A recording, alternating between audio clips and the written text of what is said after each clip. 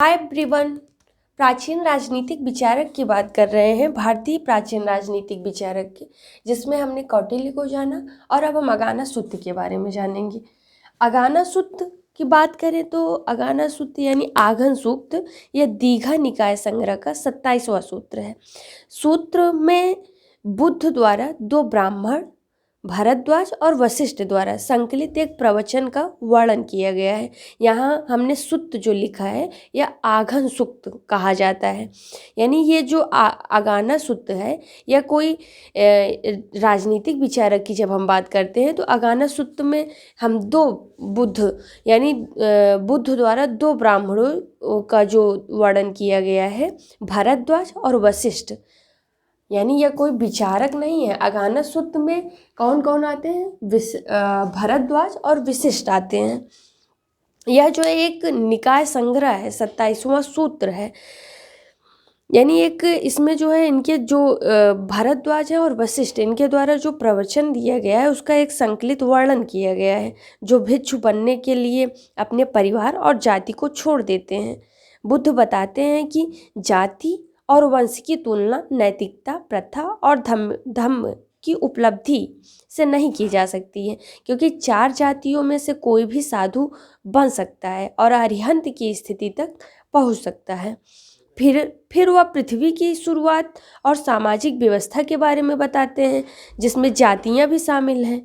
बुद्ध धम्म में सार्वभौमिकता के संदेश पर बल देते हैं और बताते हैं कि धम्म कैसे सभी चीज़ों में सर्वश्रेष्ठ है।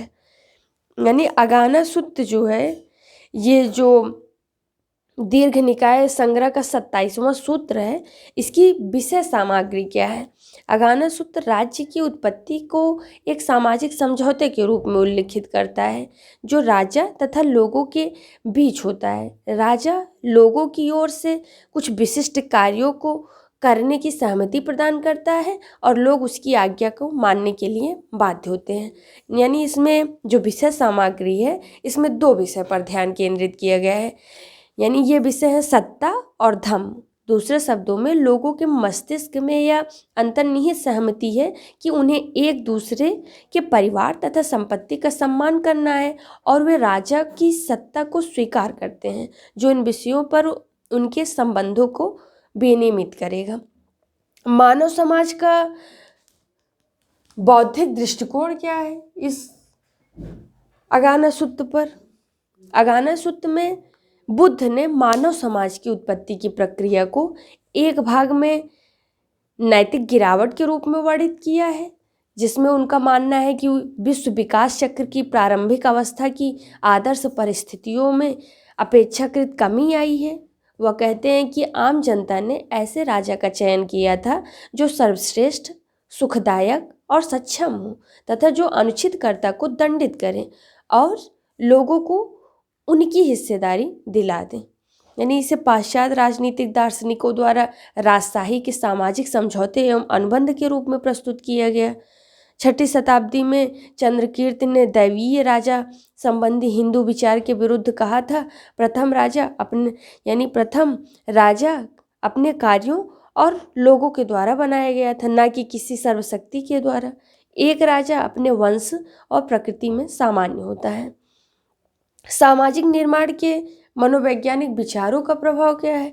यानी बुद्ध का उद्देश्य जो था वह ऐतिहासिक आधार पर सामाजिक उत्पत्ति का निर्माण करना था, जिसे वह मनोवैज्ञानिक अल्पशिला प्रदान करते हैं। वे मानते हैं कि वास्तविक राज्य की स्थापना होने पर प्राणी लालच में फंस गए, तब शारीरिक बनावट के अंतर के आधार पर सामाजिक और व्यक्तिगत श्रेष्ठता की भावना दिखाई देने लगी। बुद्ध ने स्वीकारा कि शारीरिक आकर्षण व बनावट के आधार पर श्रेष्ठता व हीनता की बुराई व अनैतिक रीति रिवाज संबंधी विचार महान अभिशाप है, जो शारीरिक बनावट के ऊपरी दिखावे को दर्शाते हैं, जिसके कारण वह भौतिक जीवन अत्यंत कठिन बना है। समय के साथ लिंग संबंधी भेद उत्पन्न होते हैं, जिसमें वासना संबंधी बुराइयों का जन्म होता है। यानी बौद्धवाद का मुख्यतः धार्मिक और दार्शनिक अवधारणा के रूप में समझा जाता है, किंतु बौद्धवाद सांसारिक तथा परलौकिक संसार से भी उतना ही संबंधित है। यानी शक्ति और शासन यानी राजत्व का विचार आरंभिक बौद्ध दर्शन से बाहर है। मानवीय विकास में मिथकों का क्रमिक चरण इन्होंने बताया। बीके गोखले अगाना सुत्त के उल्लिखित जो ये विचार हैं राज्य की उत्पत्ति और विकास पर बौद्धवादी चिंतन की विकास को चिन्हित करते हैं। अगाना सुत्त संसार की उत्पत्ति तथा मनुष्य जाति के विकास से संबंधित मिथकों का उल्लेख करता है। ब्राह्मणवादी मान्यताओं का भी इसमें विरोध किया गया है। जब हम बौद्धवादी चिंतन देखते हैं तो उसमें राज्य की उत्पत्ति से संबंधित ब्राह्मणवादी मान्यताओं को सीधे सीधे विरोधी हैं। UN घोषाल का तर्क है कि अगाना सुत्त सामाजिक व्यवस्था के दैवी निर्माण की वैदिक धारणा को चुनौती देता है। उनका कहना है कि अगाना सुत्त में समाज के लोगों का विभाजन उनकी आवश्यकता और सुविधा पर आधारित है, न कि किसी श्रेणीबद्ध विभाजन या दूसरे शब्दों में सामाजिक व्यवस्था में विभाजन समूहों के कार्यों के क्रियात्मक प्रदर्शन पर आधारित है। यानी अंतिम चरण में जब बौद्धवादी आदर्श शासन का विकास होता है तब राज्य धर्म का एक तंत्र बन जाता है, जिसमें धर्म न केवल राज्य शक्तियों की चुनौती को नियंत्रित करता है बल्कि यह व्यक्तियों के आचरण तथा व्यवहार को भी विनियमित करता है। शासन व राजशाही का सिद्धांत भी इस निकाय में बताया गया है, अगाना सुत्त निकाय में। इसमें बुद्ध ने उन दिनों में प्राणी मात्र के संरचनात्मक घटकों की चर्चा नहीं की है बल्कि उनकी गतिविधियों के बारे में भी वर्णन किया है।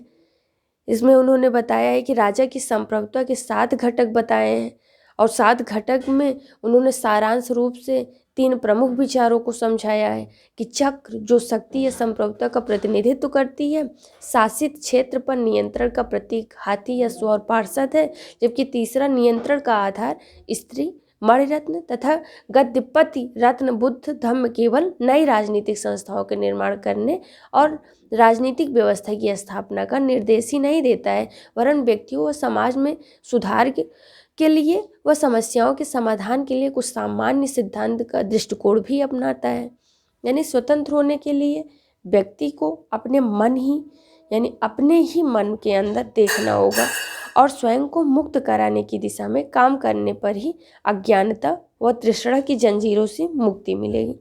सच्चे अर्थों में स्वतंत्रता तभी संभव है जब व्यक्ति धम्म का उपयोग करते हुए उत्तम भाषण और क्रिया द्वारा अपने चरित्र का निर्माण करे और अपने मन को इस प्रकार प्रशिक्षित करे कि उसका मानसिक क्षमता का विस्तार हो तथा ज्ञान के अंतिम लक्ष्य की प्राप्ति करे।